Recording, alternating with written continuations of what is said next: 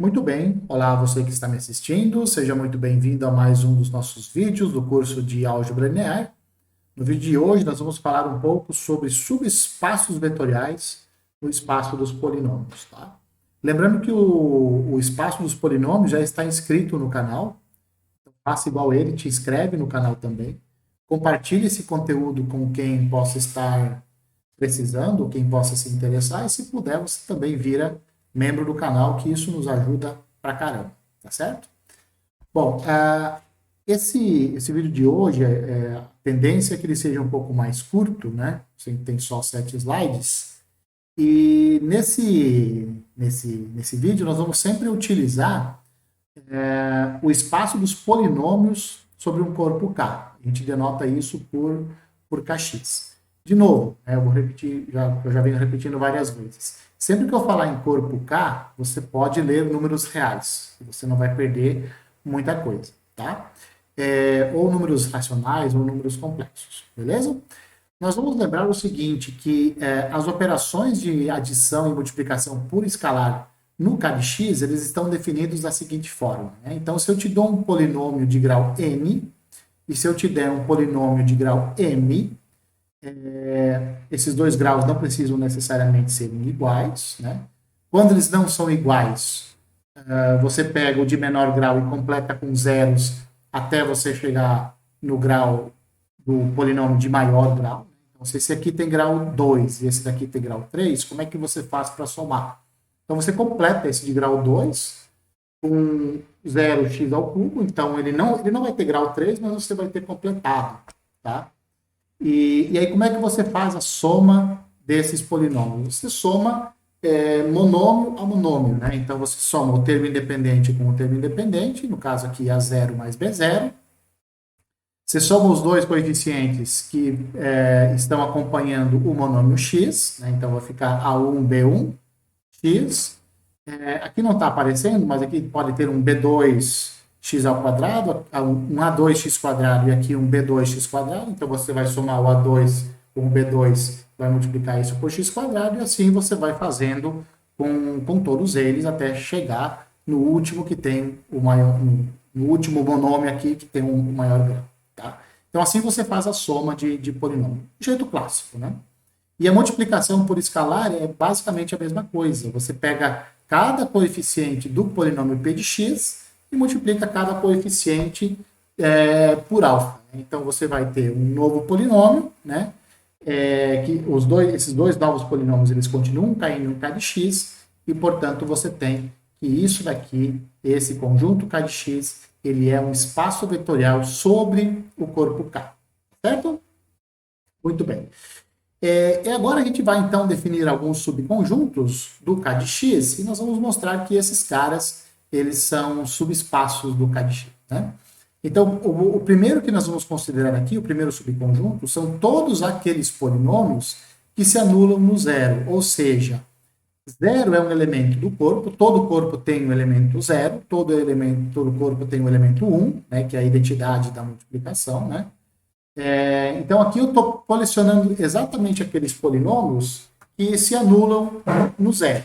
Tá? Ou seja, quando você troca o x por zero, isso vira zero, o resultado é zero. Certo? É fácil verificar que esse V0 ele é um subespaço vetorial. Como é que nós vamos fazer isso? Qual a primeira coisa que nós temos que fazer? A primeira coisa que nós vamos fazer é olhar se o polinômio nulo está lá dentro. E, de fato, o polinômio nulo está. Por quê? Porque o polinômio nulo, todos os coeficientes são iguais a zero. Se você troca o x por zero, isso vai dar uma soma de produtos de zero por zero.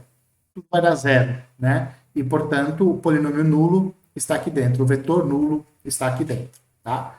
Outra coisa que nós temos que mostrar é que a soma de dois polinômios daqui de dentro continuam caindo lá dentro, né? Então, vamos pegar dois polinômios que estão em V0. Se eles estão em V0, o que vai acontecer? Quando eu calcular o P de zero mais o Q de zero, isso aqui vai dar zero, né? Isso, 0 mais 0 é igual a zero, e, portanto, este polinômio aqui, ele pertence ao V0, né? Porque quando eu substituir x por zero e x por zero, essa soma vai dar zero. Então, significa que o meu polinômio ele está aqui dentro desse V0, a soma, né? Se eu pegar qualquer alfa e multiplicar por P de zero, o que, que vai acontecer? Né? Isso vai dar alfa vezes zero, por quê? Porque P de zero é zero. Já que o P de x está no V0, P de zero é zero, alfa vezes zero é zero, e, portanto, esse alfa P de x pertence ao V0. Moral da história, então. Quando eu pego dois polinômios que se anulam no zero e eu somar eles, a soma vai continuar se anulando no zero. Se eu pegar um polinômio que se anula no zero e multiplicar por qualquer escalar, isso vai continuar zerando no zero, né? Esse polinômio se anula no zero, e, portanto, essa multiplicação aqui continua caindo em V0. É claro que nós podemos pegar, nós pegamos aqui o V0, né? Ou seja, os polinômios que se anulam no zero. Como todo corpo tem pelo menos a identidade da multiplicação, você pode se perguntar assim, e se eu colecionar aqueles polinômios que se anulam na identidade do corpo? Ou seja, quando P de 1 igual a zero, será que isso também dá um subespaço vetorial? E nós vamos mostrar que isso de fato é verdade. O polinômio nulo, ele se anula em x igual a 1. Por que ele se anula em x igual a 1? Ora, o polinômio nulo só tem coeficientes iguais a zero. Se eu substituir o x por 1, eu vou ter o quê? A multiplicação de 0 por potências de 1. 0 vezes qualquer coisa é 0, somo uma penca de zeros, e, portanto, o resultado vai dar 0, e, portanto, eu tenho que o polinômio nulo ele pertence a esse subconjunto V1 que eu chamei aqui. Tá? De novo, se eu pegar dois polinômios que estão em V1, significa dois polinômios que estão em V1. A hora que eu calcular esse polinômio no 1, eu vou obter 0. A hora que eu calcular o Q no 1, eu também vou obter 0. Portanto, o que eu vou ter? P1 mais Q1 é igual a 0 mais 0, que é igual a 0. E isso me diz o que, então? Que P de x mais Q de x pertence ao V1. Por quê? Porque essa soma aqui, ó, ela vai se anular no 0. Tá certo? Desculpa, ela vai se anular no 1. A mesma coisa, se eu pegar P de 1 e multiplicar por alfa, isso é alfa vezes 0, porque P de 1 é 0, isso dá 0, né? E, portanto, alfa vezes P de x pertence ao V1. De novo, a soma de dois polinômios que se anulam no 1 continua se anulando no 1. A multiplicação por escalar de um alfa por um polinômio que se anula no 1, esse polinômio continua se anulando no 1, e, portanto, eu tenho que isso é um subespaço vetorial do K de x. Tá? Aí você pode falar assim, tá, mas o que vale para o 0 e o que vale para o 1, pelas contas que nós fizemos aqui, isso aparentemente vale para qualquer elemento do corpo. Né? E é verdade, é verdade. Então, se eu pegar K, um elemento do corpo, e eu considerar P de x todos aqueles polinômios que se anulam no 0. Né? Todos aqueles polinômios que se anulam no K.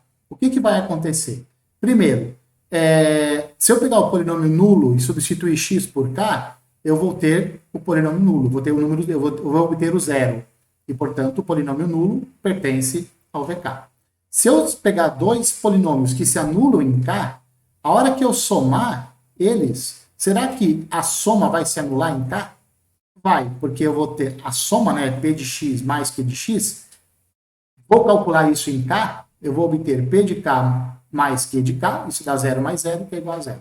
Então, isso me diz o quê? Que a soma desses dois polinômios se anula no K e, portanto, essa soma pertence ao VK.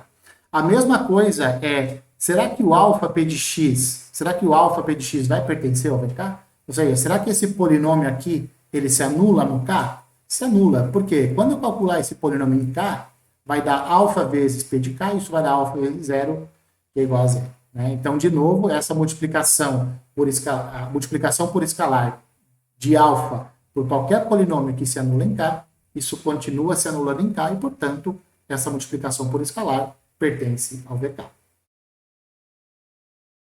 Agora eu vou trocar um pouquinho de conjunto e vou pegar, nesse caso aqui, o conjunto formado por todos os polinômios que têm grau menor ou igual a 1. Então, esses são os polinômios que eu vou considerar. Então, no caso de x, eu tenho polinômios de vários graus, do grau que você quiser, de grau 0 até grau que você consegue imaginar, 5 bilhões, 7 bilhões, etc. Qualquer grau, você consegue polinômios. Mas eu vou considerar só os polinômios que têm grau menor ou igual a 1. Polinômios que têm grau menor ou igual a 1, eles têm essa cara aqui. Eles são uma constante mais um monômio de grau 1. Essas duas constantes aqui, inclusive, elas podem ser iguais a zero. O polinômio nulo tem grau menor ou igual a... tem grau menor ou igual a...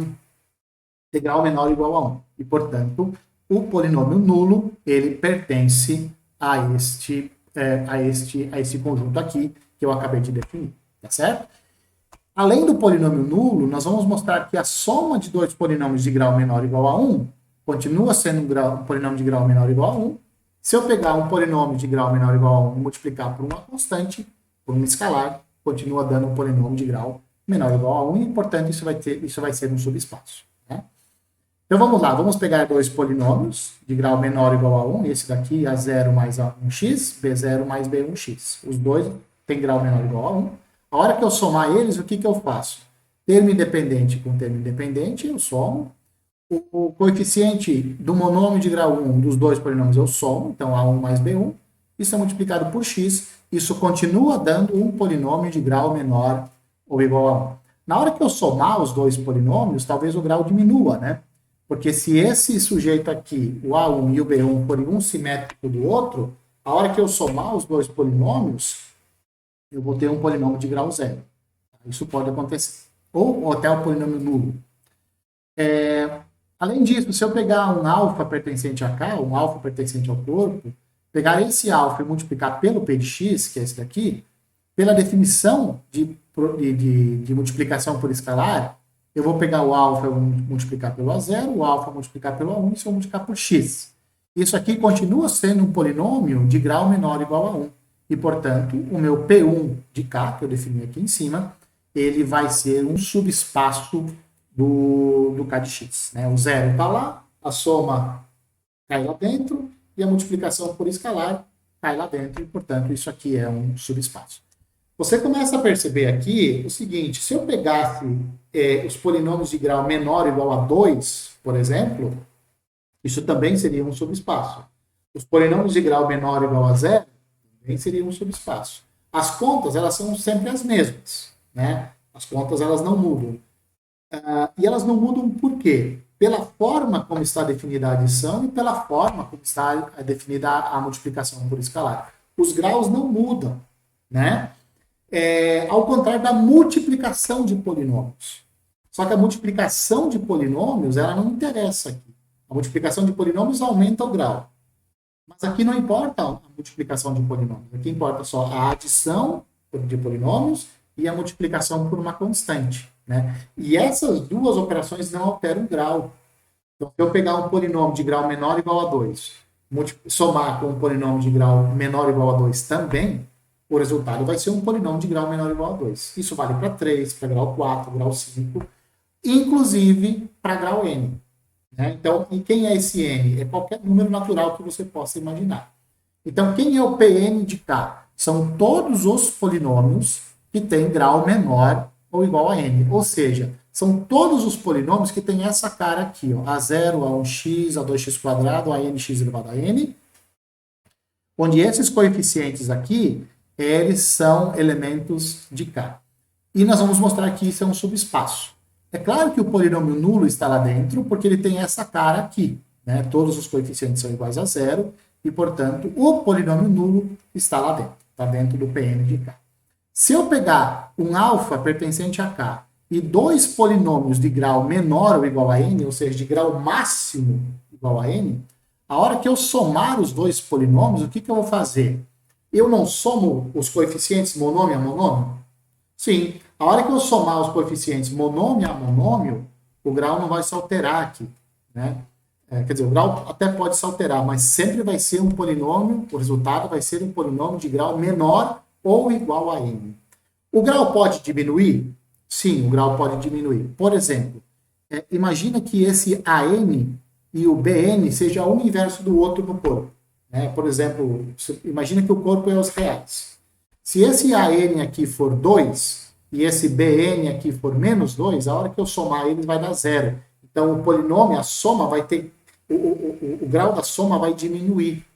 Diminuir pode, não tem problema. Por isso que eu estou colecionando aqui, ó, os polinômios de grau menor ou igual a n, tá certo?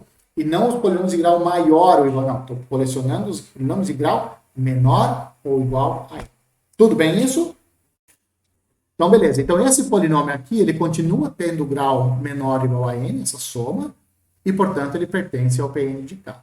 Se eu pegar o P de x e multiplicar por alfa, o que eu vou fazer aqui? Eu vou só multiplicar os coeficientes do meu polinômio pela constante alfa. Isso não vai